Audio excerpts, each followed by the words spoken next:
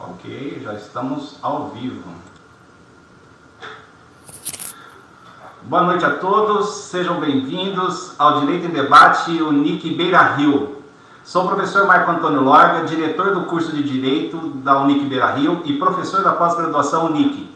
O Direito em Debate é uma iniciativa do curso de Direito Beira-Rio com o objetivo de trazer aos nossos alunos e público em geral temas atuais e grandes nomes da área jurídica do nosso país. A realização dos webinários são todas as quintas-feiras, às 18 horas. Por isso, reserve esse compromisso na sua agenda nesse momento de isolamento social e assista no YouTube, canal Direito em Debate Unic Beira-Rio. Hoje temos como tema o direito do consumidor em tempos de pandemia e trouxemos como nosso convidado o palestrante professor Leonardo Medeiros Garcia, procurador do Estado do Espírito Santo, professor em diversas instituições de ensino de renome no país, assessor do relator da Comissão Especial de Atualização do Código de Defesa do Consumidor no Senado Federal, autor de diversas obras jurídicas na área do direito do consumidor. E para debater com o nosso convidado de hoje, trouxemos o professor Silvio Soares da Silva Júnior, professor da graduação da Universidade de Cuiabá, campus Beira-Rio, especialista na área do direito do consumidor, aluno especial do mestrado de Direito da Universidade Federal de Mato Grosso. Professor Leonardo e professor Silvio Soares, muito obrigado pela presença. Lembrando que, ao final, nossos participantes poderão realizar perguntas ao nosso convidado e debatedor. Nesse momento, então, passo a palavra ao nosso convidado, professor Leonardo Garcia. A palavra está com o senhor, professor. Obrigado, professor Marco Antônio. Queria, primeiramente, agradecer o convite aí de vocês e especialmente da Unic. Queria agradecer ao professor Silvio, né, que me fez esse convite. O convite dele é sempre quase que uma ordem, né, para mim, né, um grande parceiro já de algum tempo, de alguns anos, na verdade. E estou muito honrado e muito feliz de poder participar com os alunos aí da Unic, desse tema que é tão palpitante, que interessa a todos nós que estamos vivendo, né, esse momento da pandemia, que interessa aos nossos direitos, nós como cidadãos, afeta o nosso direito, que é o direito do consumidor. Muito obrigado, professor Leonardo. Professor Silvio, quer falar alguma coisa?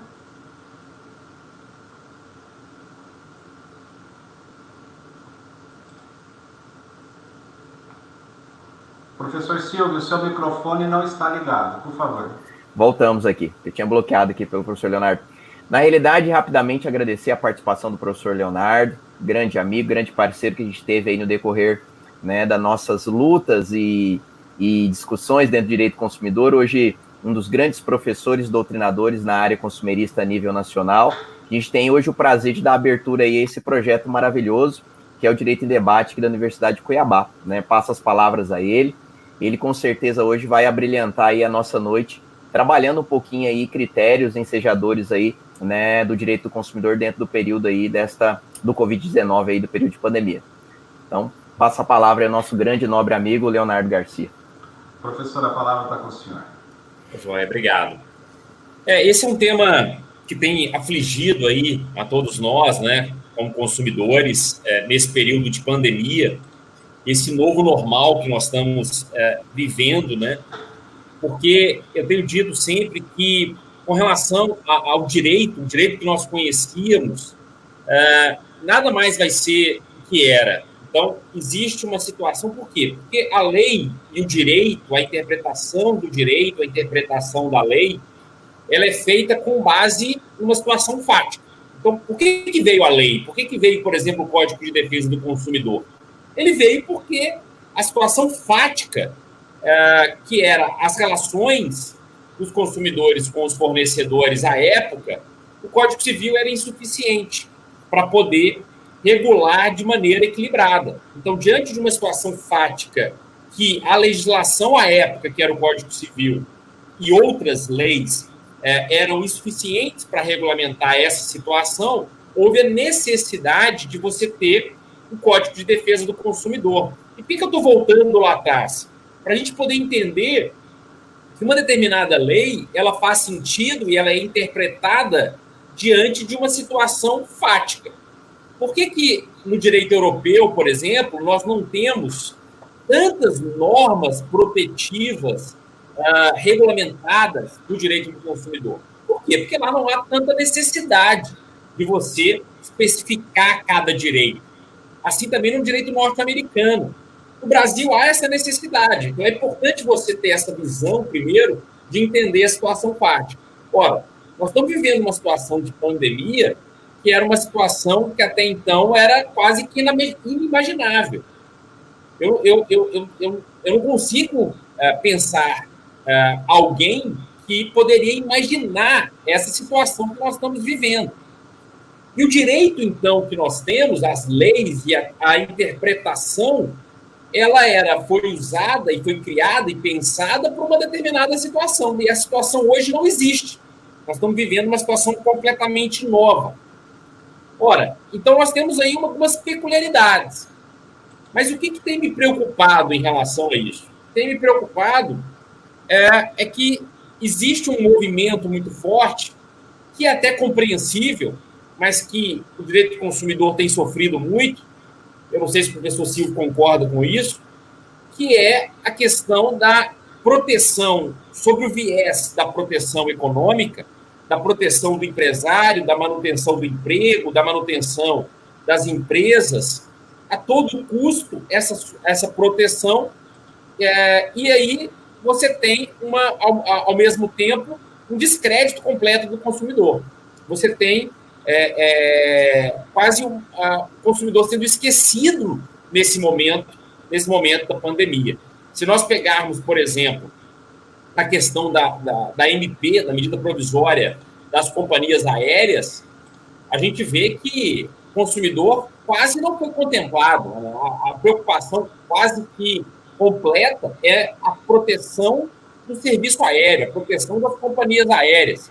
E o pior, pasmem, mas a Câmara dos Deputados já aprovou a conversão da medida provisória com alterações da medida provisória, piorando a situação do consumidor, ao dizer que o dano moral, o dano extrapatrimonial, é necessário que haja a comprovação do consumidor de um efetivo prejuízo.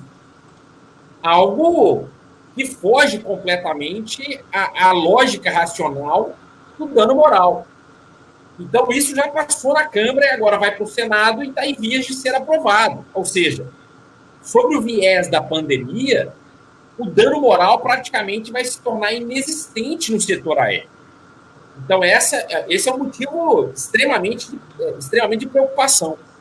Se nós pegarmos a lei que regulamentou as relações privadas e incluiu artigos no tocante ao direito do consumidor, nós tínhamos um artigo, que é o artigo 7º, dizendo que o direito de arrependimento do artigo 49, ele não seria aplicado nesse período de pandemia, até 30 de outubro de 2020. Era um marco que a lei estabeleceu. O direito do consumidor a arrepender quando a compra for fora do estabelecimento comercial, que é isso que está estabelecido no artigo 49, que é o direito de arrependimento, ele não seria utilizado. Mas nós tivemos a oportunidade de contribuir com essa discussão. Eu enviei o texto do professor Pfeiffer, professor Roberto Pfeiffer da USP, tive a oportunidade de enviar para a senadora Anastasia, que era o relator, que foi o relator, então, desta lei, dizendo que, justamente nesse momento de pandemia, que o comércio eletrônico ganha uma força enorme, ou seja, a maioria hoje das contratações tem sido feitas no comércio eletrônico, nós estaríamos, então, retirando o principal direito do consumidor, que é o direito do arrependimento. E aí, o texto do professor Roberto foi aceito, Roberto Pfeiffer, de limitar a aplicação, a restrição do artigo 49 no serviço de delivery, sobretudo na questão de medicamentos e na questão alimentícia. E aí faz todo sentido. Se eu peço um alimento delivery, se eu peço um medicamento, fica muito complicado o consumidor fazer o direito de arrependimento, porque o alimento, por exemplo, ela é perecível. o estabelecimento não consegue mais utilizar aquele alimento novamente para ser vendido para outro consumidor. Então, mas houve todo um movimento para isso. As organizações de defesa do consumidor se uniram. Nós temos um grupo de professores de direito do consumidor do Brasil inteiro e de Portugal, e nós nos mobilizamos para que essa interpretação, esse artigo fosse alterado. Então, é muito preocupante essas alterações que têm sido feitas.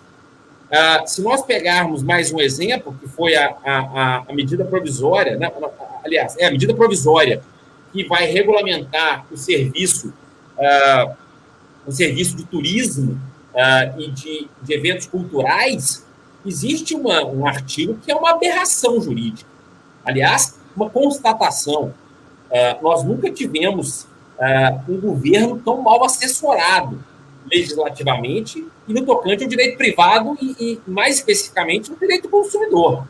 Porque uma coisa é você criar uma norma que prejudica o consumidor, e aí é opção legislativa, é opção do executivo. Agora, você escrever textos normativos que são aberrações, isso já é outra questão. E existe um artigo na lei do turismo, né, na lei que vai regulamentar esse serviço, nesse momento do turismo e dos serviços culturais, que vai estabelecer que o consumidor não pode pedir o reembolso, que aquele fornecedor do evento cultural que tinha algum show agendado, no teatro, no cinema, o consumidor já tinha pago esse ingresso. Se o fornecedor estabelecer um outro prazo, estabelecer um outro evento, ele não é obrigado, respeitado alguns critérios, como sazonalidade, ou seja, no mesmo período, ser o mesmo tipo de evento, ele não precisa devolver o dinheiro para o consumidor. E se ele tiver que devolver, ele vai devolver em 12 meses do fim da pandemia. Então, ele teria 12 meses, um ano para devolver esse dinheiro. Mas o que eu quero citar é um artigo nessa lei, nessa medida provisória, aliás, que vai dizer que as relações de consumo disciplinadas nessa lei são consideradas caso fortuito e força maior. Como se a relação de consumo fosse considerado um caso fortuito ou força maior. Isso o caso fortuito e força maior é um fato, é algo que acontece, não a relação de consumo em si. Isso para tentar excluir qualquer tipo de dano moral que possa acontecer em relação a essa situação de pandemia que nós estamos vivendo. Então, é melhor dizer claramente um artigo dizendo, olha, nenhuma situação de evento cultural, artístico, vai ocasionar o dano moral. Diz claramente, mas não escreve algo completamente irracional ou fora da realidade jurídica, né? Como foi essa. Então, enfim, em termos legislativos, há muita preocupação com relação à defesa do consumidor nesse momento que nós estamos vivendo. Bom, eu estou falando aqui quase completamente o tempo, né? Queria também ouvir o professor Silvio em relação a essas questões aí. Bacana, professor. É um tema bastante controvertido agora, né? Nós estamos vendo esses apontamentos, né? Uma diversidade de projetos, medidas provisórias. Isso conturba bastante a população que fica, muitas vezes, perdida, né? Sem saber o caminho a buscar, como buscá-lo. E eu queria aproveitar esse momento, professor, até para que, né, o senhor tecesse alguns comentários também. Há um tema que trouxe uma repercussão, acredito, não só aqui no nosso estado de Mato Grosso, mas a nível geral, né, nesse tempo de pandemia, que foi em relação à circunstância do ensino em si, né? Porque nós observamos, professor, né, situações principalmente de colégios, né? É um ponto bastante crucial em relação aos critérios de desconto da mensalidade, critérios de repercussão e continuidade do estudo. Tivemos também agora a determinação por parte do próprio MEC, trazendo esta abordagem ou continuidade da prestação de serviço 100% na formalidade online. E eu queria aproveitar esse momento para que o senhor pudesse comentar um pouquinho também sobre essa sistêmica, qual seria a visão do senhor nesse sentido, né? Se haveria essa possibilidade mesmo dos descontos, né? Se esses critérios hoje repercutem aí dentro da lei da mensalidade ou não, qual seria a visão do senhor nesse sentido?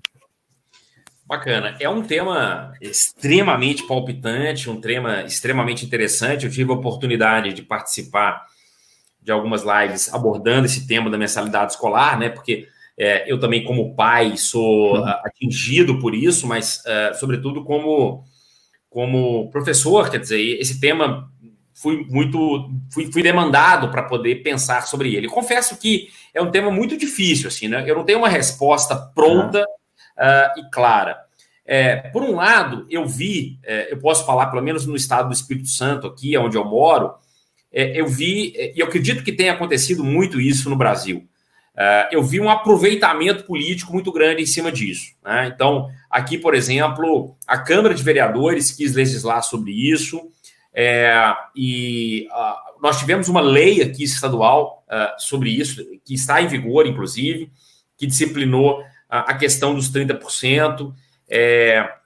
Enfim, primeiro, uma constatação. Então, houve um aproveitamento político muito grande em relação a isso. Assim, os vereadores e deputados aparecendo e divulgando que estavam, ora apoiando ou não a causa, e, sobretudo, aqueles que estavam apoiando a causa dos pais, no sentido do desconto, da efetivação do desconto, obviamente, para ganhar popularidade nesse momento. Afinal de contas, nós estamos no ano de eleição. O segundo ponto me preocupa muito a intervenção, né? A intervenção legislativa, ela tem que ser feita com muito cuidado, com muito carinho. No primeiro momento, como consumidor e como pai, lógico que me interessa ter o desconto, lógico que me interessa pagar menos nesse momento que meu filho não está frequentando a aula, mas como professor e estudioso da área do consumidor e da intervenção, não só do judiciário, mas intervenção legislativa, me preocupa. Então, toda intervenção legislativa, ela tem uma consequência. Nós precisamos pensar a consequência de uma lei, a consequência de uma decisão judicial, porque isso vai afetar e pode ser, inclusive, prejudicial ao consumidor. Então, esse é um aspecto. Essa delimitação de um percentual fixo, eu tendo a não concordar. Por quê? Porque é um parâmetro muito difícil você estabelecer um percentual determinado para todo tipo de ensino, para todo tipo de estabelecimento. Cada estabelecimento tem uma realidade. Então, existem grupos econômicos educacionais que têm uma margem de lucro muito maior do que outras, que são, às vezes, familiares, que têm uma margem de lucro muito menor. Então, às vezes, você delimitar um percentual fixo, como, por exemplo, a lei.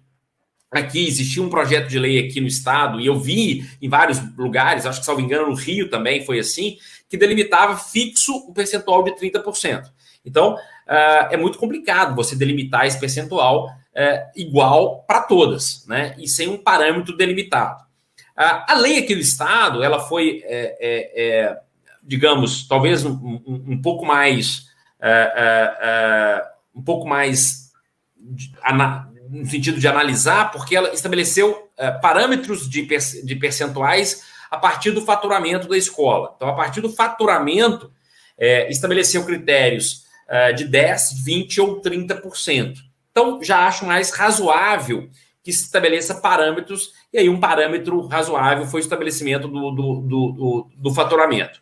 Mas, olha, é um tema muito delicado, né? Se, por um lado, você vê as escolas agonizando também, eu conheço alguns donos de escola, não está sendo fácil para eles. Essa diminuição de custo, muitas vezes, ela não é real, só para os ouvintes terem uma ideia, quem está nos assistindo, existem um dos argumentos, né? Eu participei de alguns grupos de pais, etc. Um dos argumentos é que, olha, realmente não está tendo custo de energia da escola. Então, a energia ela não está sendo utilizada. Então, isso aí já é suficiente para dar um bom desconto para os pais, digamos. E aí eu conheci escolas que a gente está sempre aprendendo, né? Eu não sabia disso. Que, na verdade, não paga energia pelo uso, paga pela demanda. Então, ele contrata demandas e ele paga aquele valor independentemente do uso ou não. Então, eu conheci um dono de escola que falou, olha, a minha conta de energia não reduziu nada, em zero, eu continuo pagando o mesmo valor, porque o meu tipo de contratação com a concessionária, ela não é pelo uso, ela é pela demanda, eu compro um pacote específico.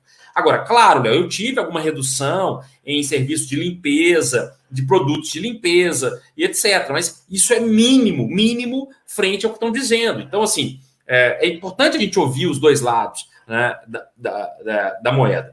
Enfim, eu não sei se eu estou sendo claro, eu também não quero ficar em cima do muro. Eu acho que faltou um pouco de diálogo das escolas em geral, de chamar os pais e conversar abertamente. Isso eu vejo que faltou. Poucas escolas que eu vi que chamaram os pais e tentou dialogar, isso funcionou e deu, às vezes, percentuais menores do que as leis estão dando. Os pais se sentiram abraçados nesse sentido também, quando entenderam a situação da escola. Afinal de contas, você quer o seu filho voltando, pelo menos para aquela escola que ele está estudando, né? Essa é a tendência. Então, quando a escola expõe o problema dela, e de uma forma transparente, de uma forma que traz uma confiabilidade, o pai realmente tende a acreditar. E isso é um grande aprendizado que eu acho que essa pandemia vai deixar em geral nas relações de consumo. Essa ideia do fornecedor distante, que eu posso fazer e eu faço, pouco importa o consumidor, eu acho que isso tende a mudar, principalmente nessa relação de escola, né? A escola praticamente fazia o que queria, essa é a grande realidade, né? Obedecendo os parâmetros da lei de aumento e etc., mas várias coisas que a escola fazia, você não tinha nenhuma forma de contestação. E aqui acontecia uma coisa muito bacana no Espírito Santo, que eu acho que também em outros estados estava acontecendo, que eu acho que foi, talvez, para mim, uma das grandes comemorações, digamos assim, os grandes avanços em razão dessa pandemia, que foi a Associação de Pais. Nós temos, né, professor Silvio, assim, uma dificuldade muito grande no Brasil de nos associarmos. E isso faz muita diferença. Se nós pegarmos o modelo americano, por exemplo, em que você tem associação para tudo. Ou seja, de uma certa forma, lá o cidadão ele tem voz, ele se associa a uma causa, e essa associação ela acaba se fazendo presente nas discussões dentro do Congresso americano, nas discussões de dar voz ao consumidor. Aqui nós não temos isso. Nós somos no Brasil muito desorganizados, nós não nos associamos a nada, né? A Associação Nossa de Consumidor do Brasil, talvez a mais conhecida, seja o IDEC. E quantos de nós ajuda financeiramente o IDEC? Participa de alguma forma do IDEC? Pouquíssimos, né? O IDEC, eu conheço o IDEC, conheço a estrutura do IDEC, tem seríssimas dificuldades financeiras e realiza um trabalho para o consumidor brilhante. Mas a gente pode estender isso para uma questão ambiental, a gente pode estender isso para a questão do autismo, para a questão dos celíacos. Ou seja, lá existe essa forma que eu acho que nós temos que aprender, é um modelo que nós precisamos aprender. Então, aqui, quando eu vi essa associação de pais se reunirem e discutirem efetivamente, conseguirem discutir isso na Assembleia Legislativa, conseguiram reunir a Associação das Escolas aqui, para poder discutir, o consumidor teve voz. Então, isso foi um ponto positivo. Então, aqui hoje está vigorando a lei foi suspensa agora, obviamente, né? Isso era esperado, conseguiram eliminar no Tribunal de Justiça, mas é um movimento que eu acho interessante nesse sentido.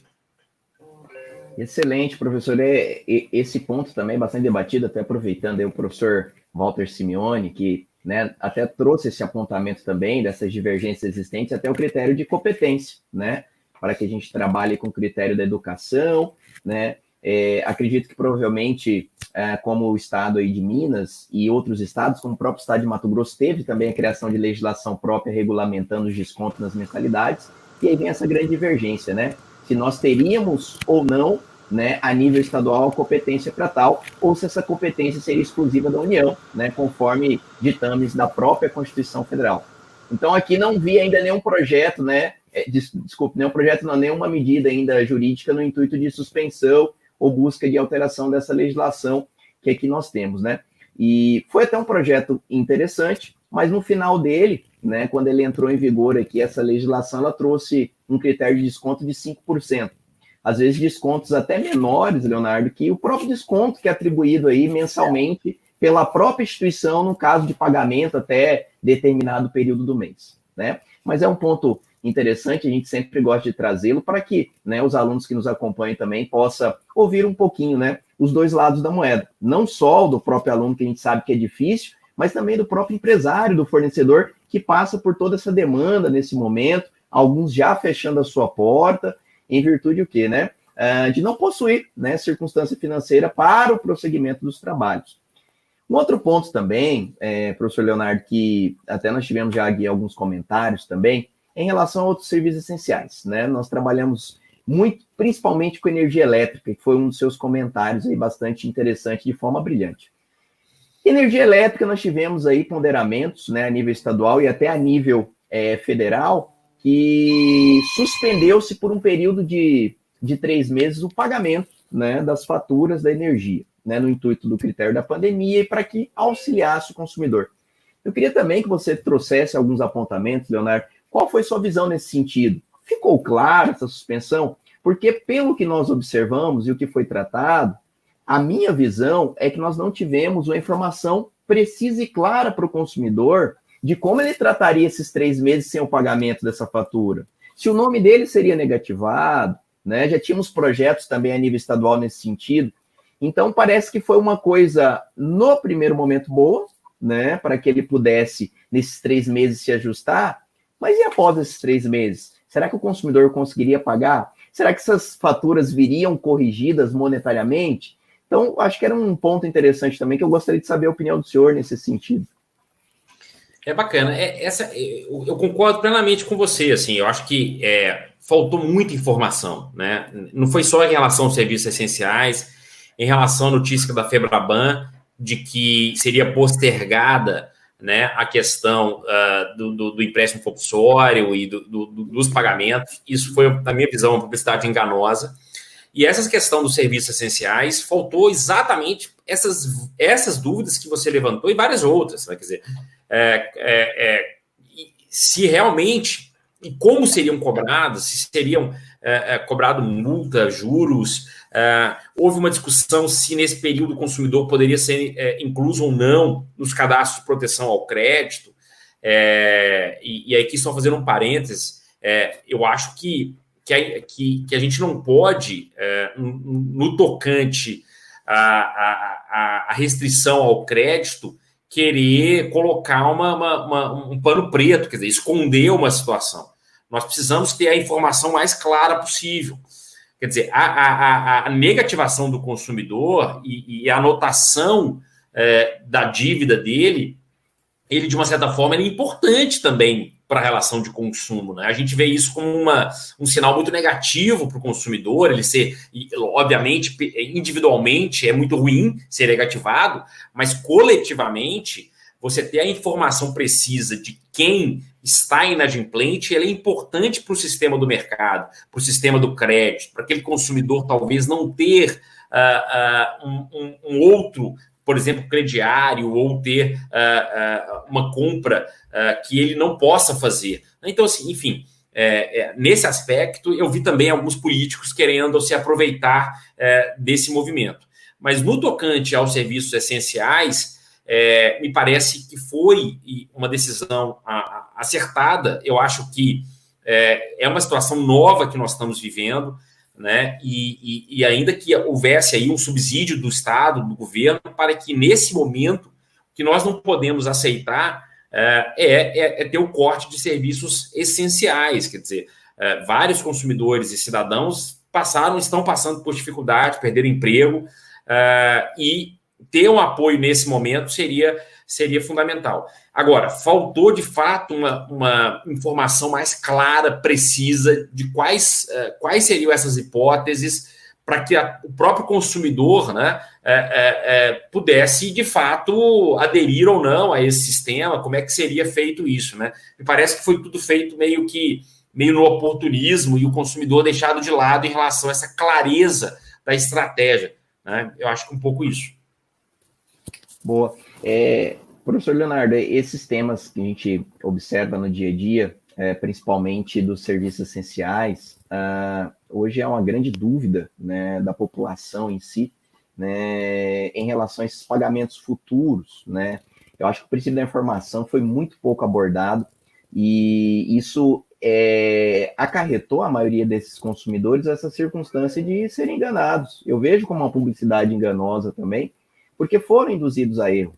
porque eles não tiveram essa informação de como seria esse período, entre aspas, pós-pandemia, como ele repercutiria esses 3 meses ou meses a mais de suspensão de pagamento dessas suas faturas em relação, né, como ele seria cobrado por parte das empresas, né, as circunstâncias também de alguns termos de financiamento que foram passados.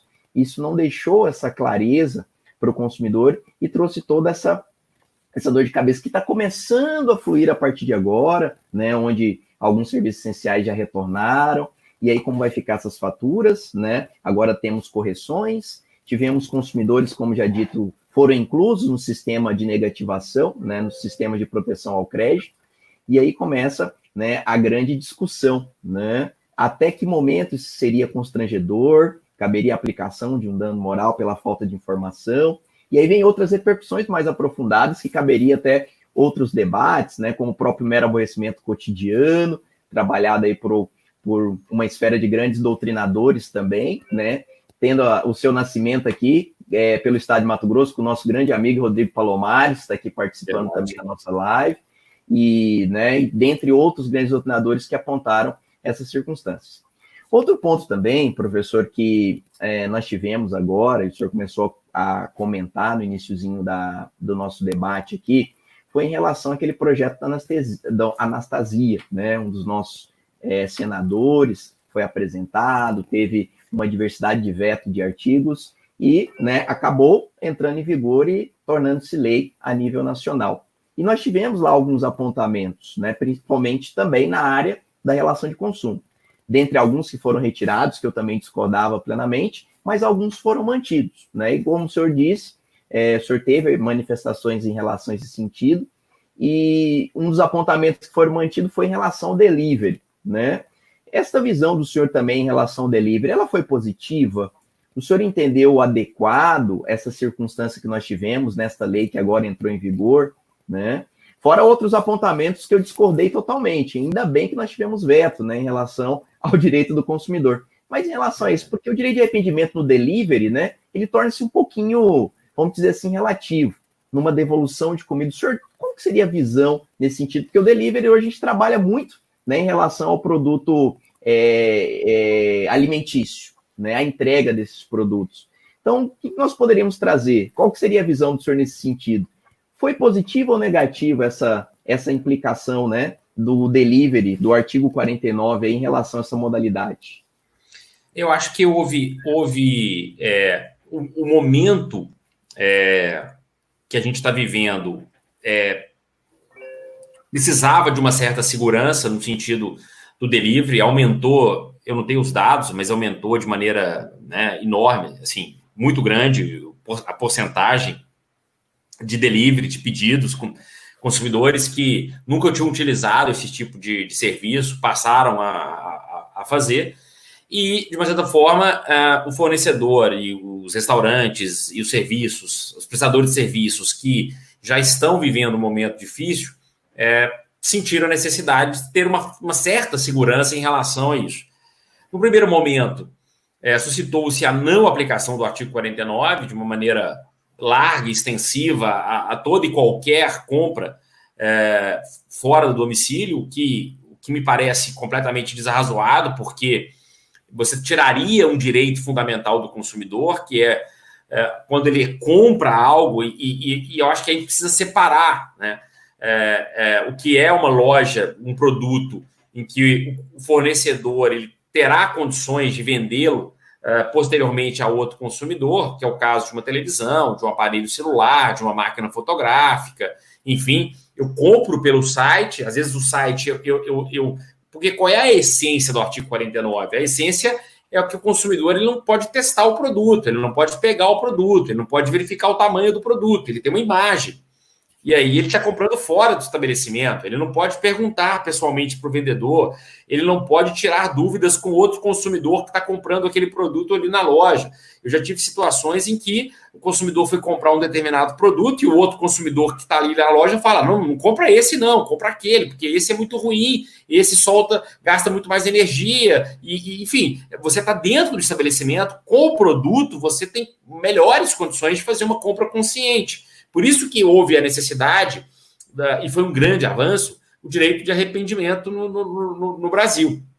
Né, a inclusão desse artigo que já estava presente na diretiva europeia. Embora na diretiva europeia o prazo é 14 dias, né? Mas a gente conseguiu trazer esse artigo, pelo menos, com prazo de 7 dias. Agora, existem produtos, como os serviços alimentícios, em que não tem como o fornecedor vender novamente esse produto, a não ser que seja um produto congelado, e mesmo assim que ele consiga ser mantido ali, mas o alimento que hoje a maioria das pessoas estão pedindo em suas casas, que é o alimento pronto, você imagina se o consumidor fala, não, o artigo 49 ele me dá esse direito, e aí eu tenho o direito de arrepender. Então, eu acho que foi importante nesse momento para o setor sentir mais seguro, ele também é um indicativo para o consumidor em termos comportamental. Então, a lei ela tem essa educação comportamental do consumidor, no sentido de uma indicação.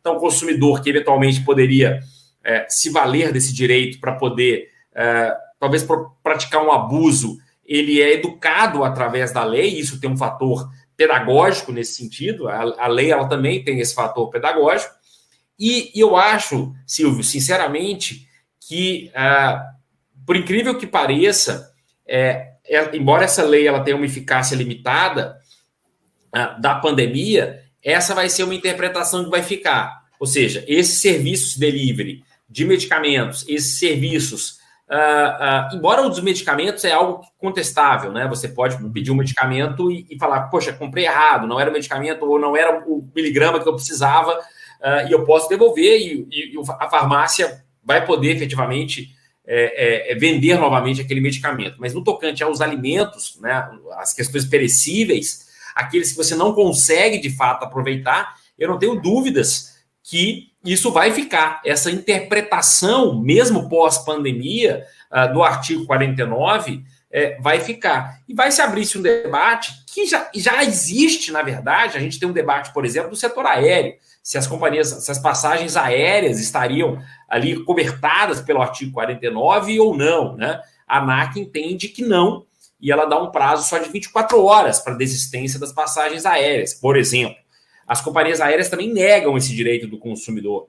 E, de fato, eu acho que nós temos que estar preparados, nós como professores, para discutir o artigo 49, de fato, em toda a sua extensão. Se é um direito absoluto, que vai aplicar para qualquer e toda compra, ou se haverá, sim, restrições específicas em relação a isso. Mas, assim, de modo geral, eu concordo com o artigo, com o teor do artigo, né, que o professor Roberto Pfeiffer elaborou, que limitou, e aí sim, dá uma limitação plausível. O medicamento, eu acho que é uma interpretação que talvez depois não se mantenha, mas que nesse momento talvez seja razoável pensar que sim, que poderia dar uma digamos, uma proteção maior nesse sentido para o prestador de serviço.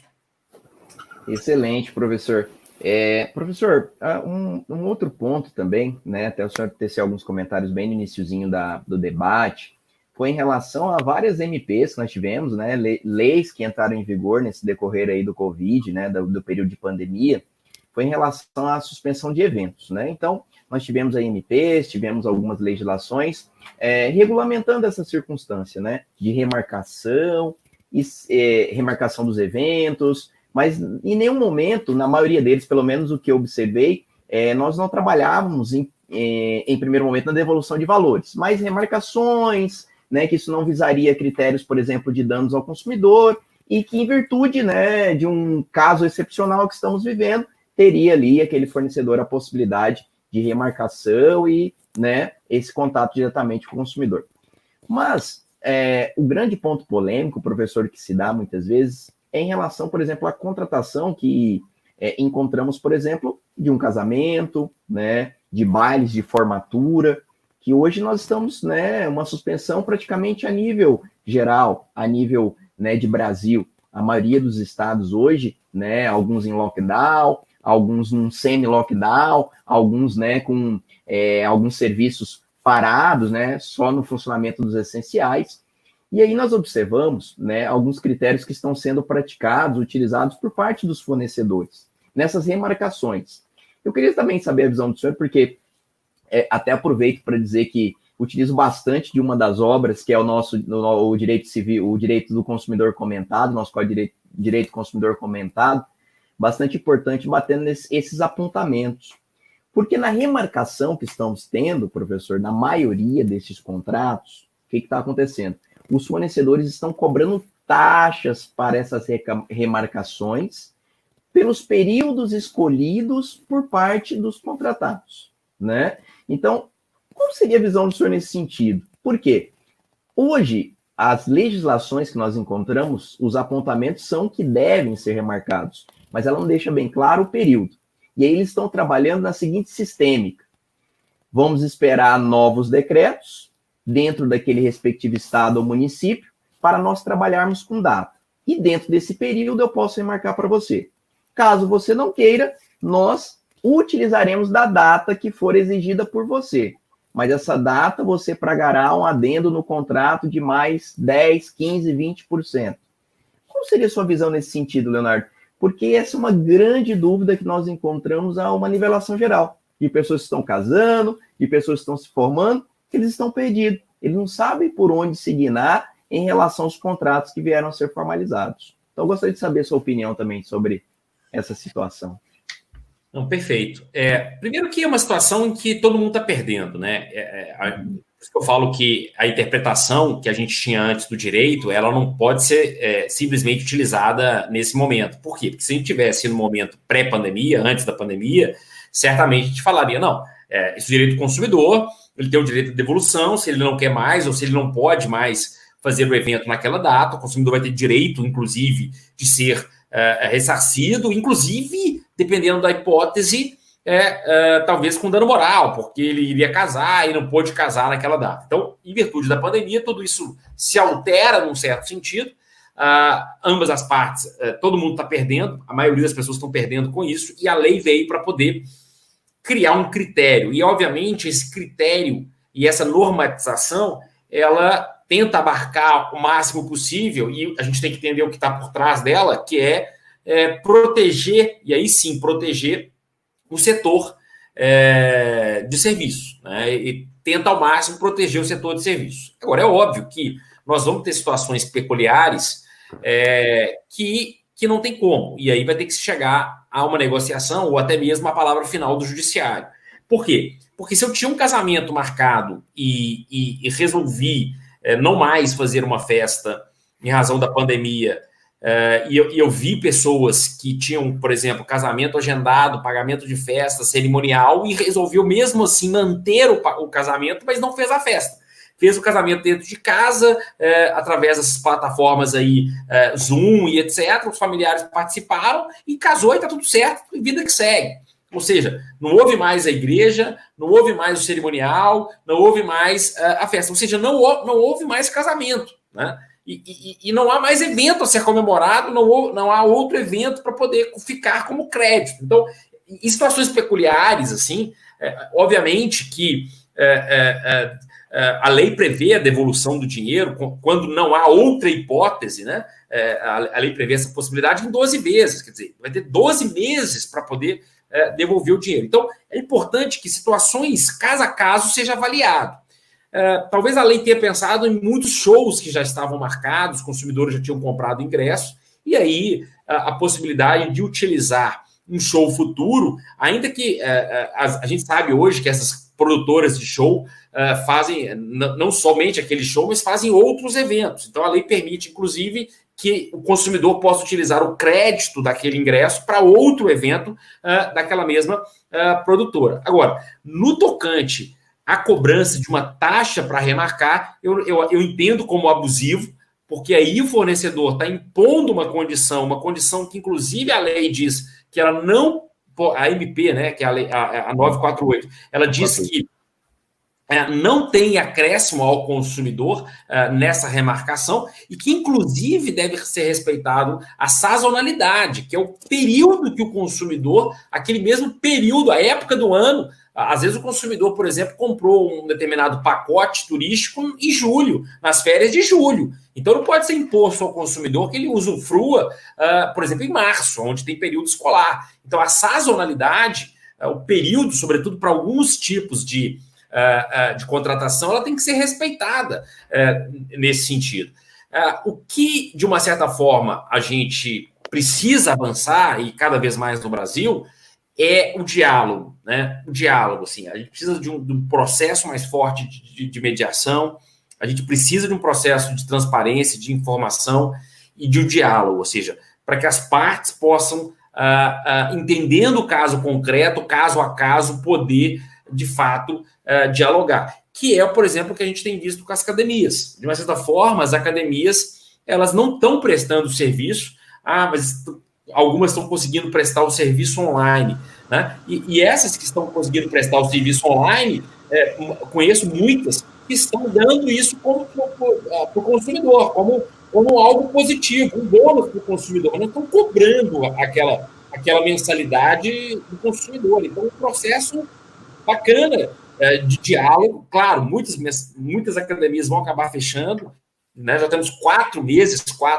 quase de pandemia, mas as que estão conseguindo, implementando isso, estão oferecendo aula online, por exemplo, como um plus, ou aquelas que estão mantendo as mensalidades, disseram, olha, nós vamos acrescentar isso depois. Porque, veja, às vezes, para a academia, ela precisa manter o mínimo de faturamento nesse momento para pagar professor, para pagar o aluguel, para pagar uma série de custos que ela tem. E que ela, lá na frente, pode conseguir mais alunos e dar esses meses que não estão sendo prestados ao consumidor, pode colocar lá na frente para que aquele consumidor usufrua. E os consumidores também estão entendendo isso, alguns entenderam. Por quê? Porque querem aquela academia funcionando, aquela academia na sua rua, no seu bairro, funcionando. Mas, Silvio, é importante o diálogo, né? É importante que o fornecedor venha e converse isso com o consumidor. Eu acho que nós estamos tendo uma oportunidade nessa pandemia, se não de fazer isso de maneira mais abertamente, de pensar e começar esse processo que é muito importante e muito bom para as relações de consumo. Quer dizer, o consumidor participando, atuando, e o fornecedor também chamando o consumidor para participar desse processo. Bacana. Professor Lorga, tem alguma pergunta? O senhor apareceu agora? Não, só estou acompanhando, né? Lembrando e controlando o horário, que nós estamos indo finalmente do nosso webinar. Então, okay, vamos deixar um tempinho para que os nossos espectadores, os nossos alunos, possam fazer as perguntas mediante o chat. Okay? Perfeito. Excelente, muito obrigado.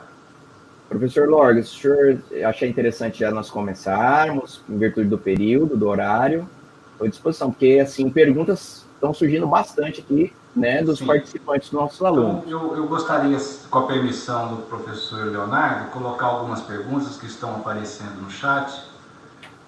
Vou colocar aqui uma pergunta do Rodrigo Oliveira. Apareceu para vocês? Sim. Vamos lá.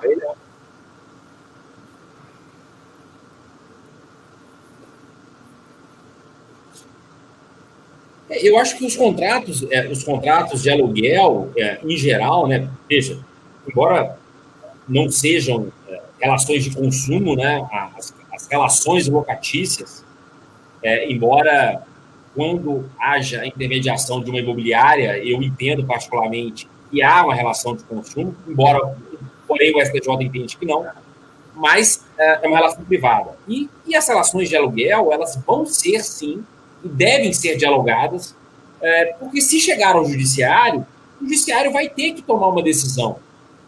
E repito, é um momento novo. Não dá para a gente aplicar o entendimento que a gente tinha antes numa característica absoluta contratual. Porque o contrato diz isso, que o valor era R$5.000 e a aplicação de multa de 10% e vai ter que pagar, vai ter que cumprir o contrato. E nós estamos vivendo um novo momento, um momento até então inimaginável. Então, certamente, o melhor é tentar chegar ao diálogo. E se não chegar, vai, sobretudo, fazer um ajuste, porque isso pode chegar ao judiciário, sim, e haverá entendimentos que poderão entender que o judiciário pode, sim, intervir nessa relação para poder reduzir, se houver justificativa, por exemplo, né, o fornecedor, a academia não consegue pagar aquele aluguel especificamente. Embora seja uma intervenção muito muito preocupante, né, do judiciário nessa relação contratual, mas é possível. Perfeito. Tem uma segunda pergunta agora da Silvana, professor. Consegue visualizar a lei?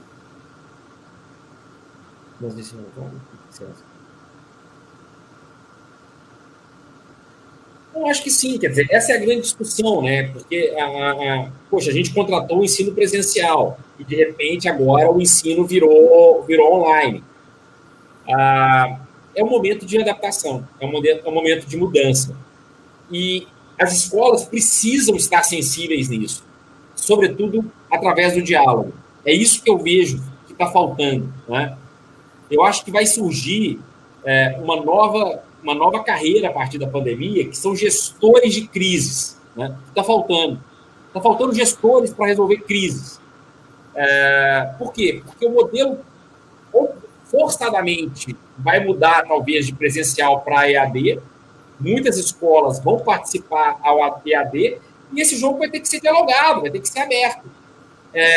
Já houve faculdades que demitiram professores. Obviamente, o custo, quando você implementa o EAD, é muito mais baixo, porque você pode manter uma equipe de professores, de 10 professores em vez de 100, e transmitir aquelas aulas para o Brasil inteiro. Essa é uma perspectiva que eu acho que vai acontecer. Esse custo ele vai reduzir, e isso tem que ser dialogado com o consumidor, porque, por outro lado, ele contratou presencialmente e passa a ter uma aula EAD. Então, é justo que ele tenha também um desconto, que ele tenha um tipo de prestação de serviço diferenciado. Entendo que sim, mas dialogado, fundamentalmente. Selecionou outra pergunta, professor? Não, normalmente nós não podemos dar sequência no nosso debate, mas, na verdade, eu gostaria de fazer uma pergunta assim. Sim. Às vezes pode até parecer um pouquinho de uma pergunta um pouco mórbida, mas, na verdade, nessa situação da Covid, estão existindo vários falecimentos de familiares e nós temos percebido que, naquele momento de agonia das famílias, existe abuso de preços e dos serviços funerários. Professor, nesse sentido, no momento que a família está toda voltada e comovida com aquela situação da perda do seu familiar, como é que se pode proteger numa situação desse abuso de preços e qualidade dos serviços funerários? Bom, esse é um tema fácil e difícil ao mesmo tempo. Por quê? Fácil quando a gente olha para uma ótica absoluta, no sentido de que houve um aumento injustificado de preço. Há quem defenda que, nesses casos de aumento injustificado, e o aumento injustificado é, de repente, aumentar 300%, 400% de uma hora para outra, sem que o custo do fornecedor se justifique esse aumento. É óbvio, se o custo dele também aumentou, ele está repassando para o consumidor. Mas quando o custo dele não aumenta consideravelmente, ele aproveita de um determinado momento, haveria, inclusive pelo Código de Defesa do Consumidor, a possibilidade do aumento abusivo, né? Esse aumento abusivo, esse inciso do artigo 39, ele foi inserido à época do Código, posteriormente, inclusive, foi uma alteração legislativa, em razão das mensalidades escolares, que a gente via determinados aumentos e esse aumento era abusivo. Bom, e acabou sendo interpretado de uma maneira genérica, ou seja, sempre que tiver um aumento abusivo, poderia solicitar o PROCON, para que o PROCON multasse. E há quem defenda, num liberalismo econômico, de que a lei da oferta e procura, né? Ou seja, se há uma procura muito grande, é natural que o preço ele vá aumentar. Enfim, há entendimentos dos dois lados. Eu entendo que, nesses casos em que há um aumento abusivo, no sentido de um aumento desproporcional, na verdade, eu já estou dando a minha opinião, né, como abusivo, eu acho que há possibilidade da intervenção judicial. Essa é a minha opinião. Por quê? Porque eu acho que o fornecedor ele tem um papel social. Ele não pode se valer de um determinado momento. É esse que a gente viu, por exemplo, o álcool em gel. Você aumentar o valor em razão da demanda é até compreensível. Isso faz parte da oferta econômica, do processo econômico, do jogo econômico. mas você fazer uma oferta, você aumentar o preço 3 vezes, 4 vezes mais, eu acho que o fornecedor, assim como o consumidor, ele tem um papel social. Porque as nossas atitudes, elas repercutem nas atitudes de outros fornecedores, de outros consumidores.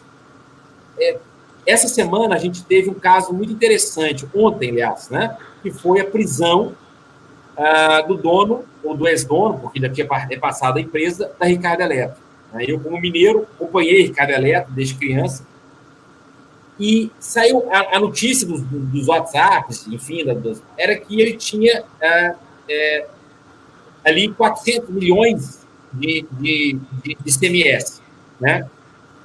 E eu conversei com várias pessoas e disse, olha, o prejuízo que a Ricardo Eletro causou é muito, mas muito além de 400 milhões. Porque quando você aceita, e o que aconteceu foi que nós, de uma certa forma, toleramos no Brasil isso, e a gente faz isso quando a gente não tem uma instituição atuante, quando a gente não aparelha devidamente o poder público para isso, quando a gente tem a prisão de uma pessoa e ela acaba sendo solta, uma impunidade muito grande nesse sentido, é o quê? Uma empresa dessa que não paga imposto, ela quebra várias outras empresas. E ela faz com que o empresário, que até inicialmente tentando atuar de maneira lícita no mercado, para sobreviver, ele acaba cometendo ilicitude. Eu conheço várias pessoas que falaram, professor, se eu não sonegar, eu não sobrevivo no Brasil. Então, essa cultura é uma cultura errada, uma cultura que a gente tem que consertar. Então, a nossa atitude, ela repercute na atitude. É por isso, quando eu vou dar aula e vou explicar o artigo 1º do Código de Defesa do Consumidor, eu digo, olha, o Código é uma norma de ordem social. É uma norma de ordem pública, mas é uma norma de ordem social. Ou seja, ela é de interesse social. Ela interessa a todos. Por quê? Porque uma violação que eu permito, ela vai atingir todos. Porque ela repercute essa violação. Então, o exemplo ele é muito importante. Né? Então, eu acho que é mais ou menos nesse sentido. Que nós precisamos começar a pensar sobre isso. Perfeito. Professor Silvio Soares. Não, tranquilo, é um apontamento bastante interessante do Leonardo nesse sentido, né? A nossa legislação, o CDC, é um microsistema de normas, como já diz o grande professor Leonardo nas suas aulas, e nós vemos esses apontamentos, né, principalmente dessa norma cogente que nós temos, né, de interesse social, literalmente, e essa visão, eu acho que agora ela está propagando, né, de uma forma bastante inovadora. Nós estamos observando, né, Leonardo, principalmente nesses últimos anos, a visão diferenciada em virtude da oportunidade hoje que o consumidor tem das informações chegarem de uma forma muito mais simples e fácil, né? Hoje, por mais que ainda acreditemos que o número de reclamações são poucas, elas tiveram uma majoração gigantesca nesses últimos anos, né? Hoje a internet revolucionou. Hoje é difícil alguém que não sabe o que é um direito de arrependimento, ou pelo menos tem uma noção que ele tem 7 dias para fazer alguma coisa, para discutir com alguém, para ele buscar algum direito que de alguma forma ele acredita que possua. Então eu vejo essa situação. E ao mesmo lado o ponto negativo também, muitas vezes, né? Das informações, das fake news, das informações que muitas vezes não auxilia e literalmente prejudica, acaba também trazendo pontos negativos, muitas vezes, em relação a algumas informações inerentes ao direito do consumidor. Então, a gente visualiza, como o Leonardo disse, né, os pontos positivos e negativos muitas vezes, e eu vejo essa circunstância em relação à modalidade da internet.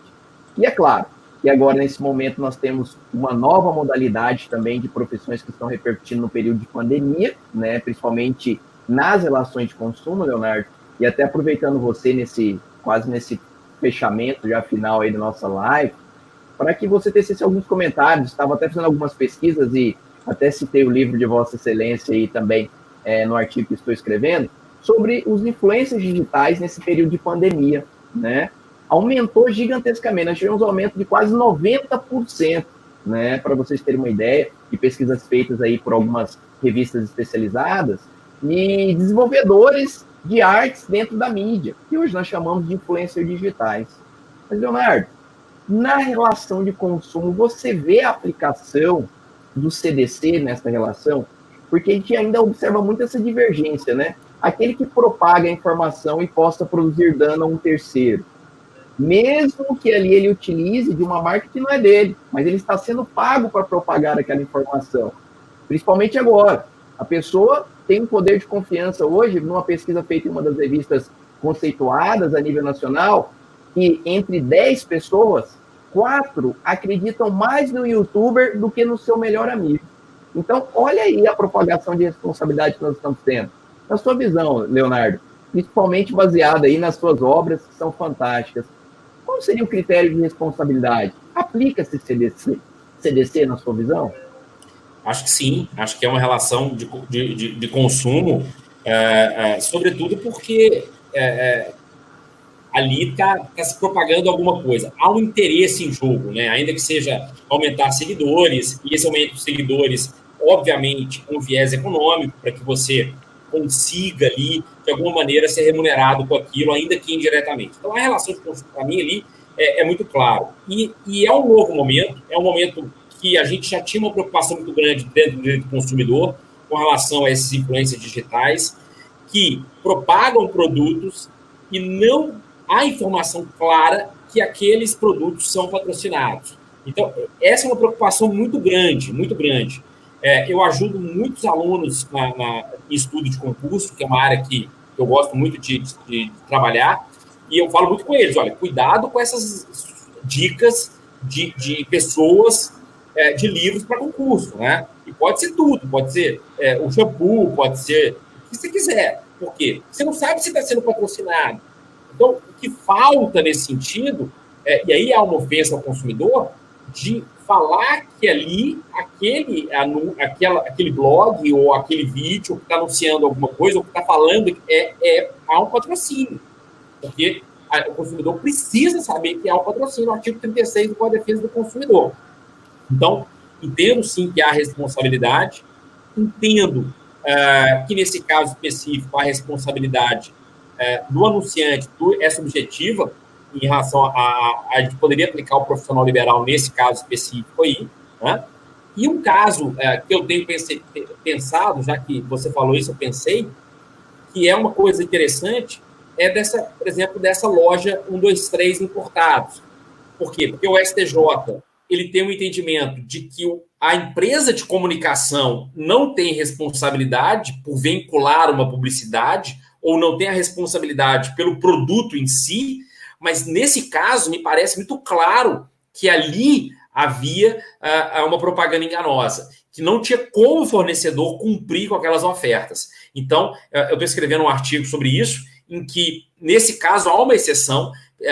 Por quê? Porque a empresa de comunicação, por exemplo, a Rede TV, nos programas de maior audiência dela, ela vinculava no meio do programa esse comercial desse 123 Importados. Então, dava uma aparência de credibilidade para essa empresa. Então, nesses casos, eu tendo a acreditar que haveria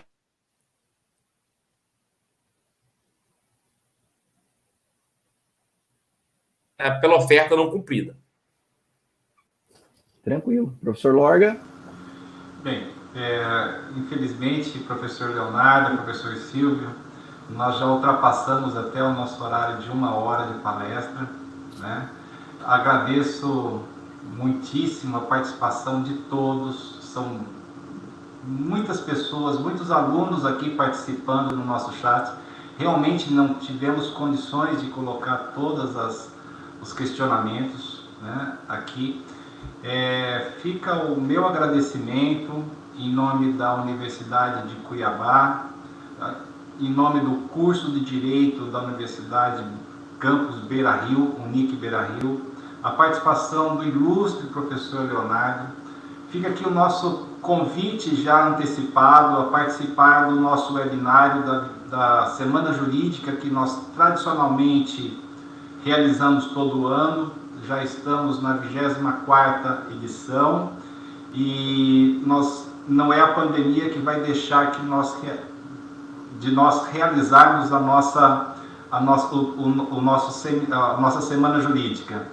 Talvez seja via online, não seja com todo o glamour que sempre tivemos, com mais de 2.000 alunos sempre presentes nos nossos eventos, mas esse também é um momento de nós, professores, darmos um exemplo à nossa sociedade, né? Em verdade, nós não paramos de ensinar para que os alunos também não parassem da sua rotina, né, de estarem ali dentro da sala de aula, né?